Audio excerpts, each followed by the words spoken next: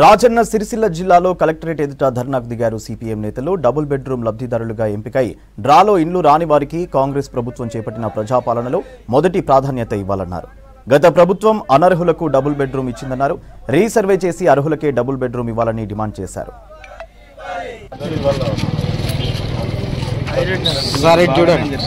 సంబంధించి గత ప్రభుత్వము అనేక సర్వేలు చేసి అర్హులుగా పేర్కొని కూడా డ్రా ద్వారా లబ్ధిదారులను ఎంపిక చేయడం వల్ల అర్హులైనటువంటి వారందరికీ మరి ఇంటి స్థలం ఇంటి నిర్మాణానికి 5 లక్షల రూపాయలు అందిస్తామని చెప్పి కూడా మరి కొత్త ప్రభుత్వం వచ్చిన తర్వాత ఇందిరమ్మ ఇండ్ల పేరుతో రేపు పథకం తీసుకురావడం జరిగింది. దీనిలో వీరికి వెంటనే మొదటి ప్రాధాన్యత అందించాలని చెప్పి అదేవిధంగా సిరిసిల్ల పట్టణంలో డ్రాలో డబల్ బెడ్రూమ్ ఇండ్లు వచ్చి కూడా దాదాపు 112 మందికి మరి ఇంకా కేటాయించిన డబల్ బెడ్రూమ్లను వెంటనే కేటాయించాలనే డిమాండ్లతో ఈరోజు సిపిఎం పార్టీ ఆధ్వర్యంలో సిరిసిల్ల కలెక్టరేట్ ముందు పెద్ద ఎత్తున ధర్నా కార్యక్రమం నిర్వహించి కలెక్టర్ గారికి వినతి పత్రాన్ని అందించడం జరుగుతూ ఉంది.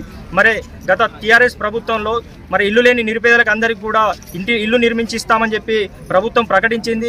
అనేక మంది ఇక్కడ ఉన్నటువంటి నిరుపేదలు దరఖాస్తులు చేసుకున్నటువంటి పరిస్థితి ఉంది. ప్రభుత్వం పలు దఫాలుగా సర్వేలు నిర్వహించి మరి లబ్ధిదారులను ఎంపిక చేసి కూడా కట్టిన ఇల్లు సరిపోతలేవు అని చెప్పి ఒక నెపంతో మొత్తం 2767 మందిని ఎంపిక చేస్తే కేవలం 2052 మంది ఇండ్లే ఉన్నాయని చెప్పి డ్రా ద్వారా ఎంపిక చేయడం వల్ల ఇక్కడ దాదాపు 963 మంది డ్రాలో పేర్లు వచ్చి కూడా అర్హులు కాలేకపోయారు. వారందరికీ కూడా ఇంటి స్థలము ఇంటి నిర్మాణానికి 5 లక్షలు అందించాలని చెప్పి గతంలో సిపిఎం పార్టీ ఆధ్వర్యంలో పోరాటం చేసినటువంటి సందర్భంగా ప్రభుత్వం ఇస్తా అని చెప్పి హామీ ఇచ్చి దాదాపు 50 మందికి పట్టాలను కూడా అందించినటువంటి పరిస్థితి ఉంది. మళ్ళీ ఇప్పుడు కొత్త ప్రభుత్వం కాంగ్రెస్ ప్రభుత్వం వచ్చిన తర్వాత మరి ఇందిరమ్మ ఇండ్ల పేరుతో రేపంచి దరఖాస్తులు తీసుకుంటామని చెప్పి చెప్తా ఉన్నారు. దీనివల్ల మరి ఇక్కడ 1000 మందికి దాదాపు 1000 మందికి అన్యాయం జరిగే పరిస్థితి ఉంది. కాబట్టి వెంటనే వీళ్ళకి మొదటి ప్రాధాన్యత అందించాలని చెప్పి మేము డిమాండ్ చేస్తా ఉన్నాం.